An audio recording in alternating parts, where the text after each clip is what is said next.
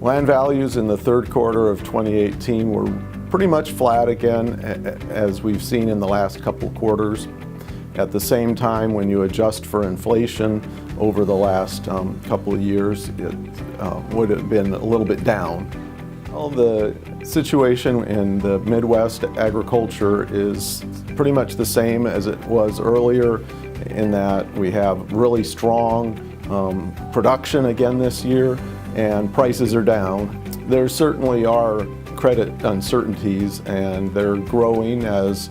farmers are not as able to pay their loans off in full every year, and so there are some repayment problems brewing within the district. Well, the biggest thing in commodities right now is the trade disputes that are slowing our exports to certain markets, particularly China, and so soybeans being the biggest export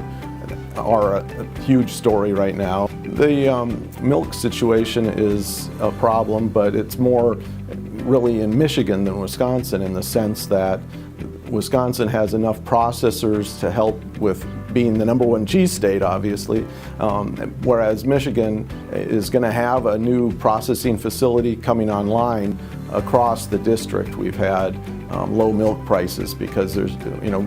people are just able to produce so much milk even with fewer cattle. So an interesting trend that's been happening is that there's been higher demand for operating loans, and so non-real estate lending is on an uptick, but at the same time there's a trouble in brewing for banks to be able to fund all of the activity, in the sense that interest rates are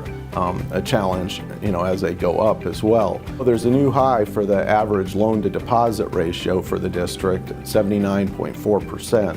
and that's kind of indicative of this challenge that's happening in terms of the bank lending increasing, but at the same time funding is a bit more problematic.